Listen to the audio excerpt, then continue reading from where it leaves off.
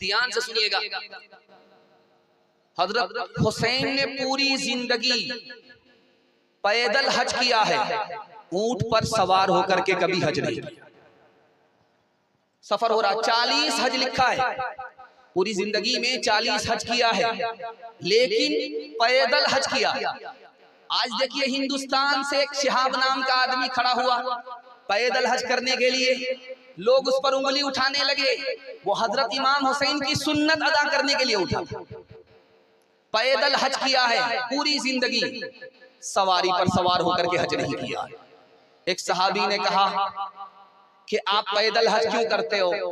کہا کہ اللہ کے دربار جا رہا ہوں، دل نہیں چاہتا کہ سوار ہو کر کے جاؤں، دل چاہتا ہے کہ میں پیدل ہی جاؤں۔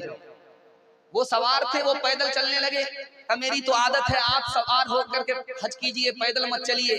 کہ یہ ہو نہیں سکتا، نبی کا سر سجدے میں ہوتا تھا، حسین پیٹھ پر سوار ہوتے تھے، نبی کا سر سجدے میں ہوتا تھا اور حسین پیٹھ پر سوار رہتے تھے، لیکن نبی سر نہیں اٹھاتے تھے سجدے سے، کہیں حسین گر نہ جائیں۔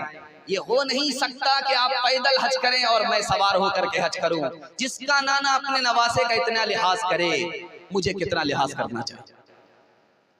حضرت ابو بکر کو دیکھا کہ ایک بچے کو اٹھایا، یوں چوما، یوں اٹھایا، یوں چوما، یوں اٹھایا، یوں چوما۔ حضرت علی نے کہا کہ کس کا بیٹا ہے، آپ کو پتا ہے؟ کہا مجھے پتا ہے کہ بیٹا تو علی کا ہے، نبی کا چہرہ اس لیے چوم رہا ہوں۔ امیر معاویہ رضی اللہ عنہ نے ایک قاصد کو بھیجا کہ جاؤ مدینے میں ایک خوبصورت جوان ہوگا، تمہیں خود بخود پتا چل جائے گا۔ کہ کیسے پتا چلے گا، نام پتا تو بتائیے۔ کہ جاؤ میرے لیے اس جوان سے دعا کراؤ، وہ مدینے کے کونے میں رہتا ہے، مسجد کے کونے میں رہتا ہے۔ کہ کیسے پہچانوں گا؟ کہ بیٹا تو علی کا ہے، نبی کی ادا جھلکتی ہے، پہچان ہو جائے گی۔ تیسرا نمونہ آپ کی خدمت میں لے کر کے آ رہا ہوں۔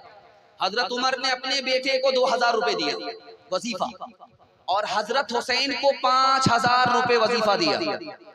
حضرت عمر کے بیٹے نے کہا میں جوان ہوں، تلوار اٹھاتا ہوں، جنگ کے میدان میں جاتا ہوں، مجھے 2000، اور حسین بچہ ہیں، بچپن میں ہیں، ان کے لیے آپ نے 5000 کا انتظام کر دیا۔ کہا بیٹا حسین شہزادہ ہے، تم غلام زادہ ہو، نبوت کے شہزادے سے بیٹا مقابلہ مت کرنا۔ جیسی ان کی نانی ویسی تمہاری نانی نہیں، جیسی ان کی ماں ویسی تمہاری ماں نہیں، جیسی ان کی خالہ تمہاری خالہ نہیں۔ بیٹا تم غلام زادہ ہو، وہ نبوت کا شہزادہ ہے، حسین سے مقابلہ مت کرنا۔ ہاتھ اٹھا کر کے وعدہ کیجئے، ایک دن یاد کریں گے، زندگی بھر کے بھول جائیں گے۔ ہاتھ اٹھائیے انشاءاللہ۔ خیر ابھی تک آپ مکمل بیدار نہیں ہیں۔ جو دہکتی آگ کے شعلوں پہ سویا حسین، جو جواں بیٹے کی میت پہ نہ رویا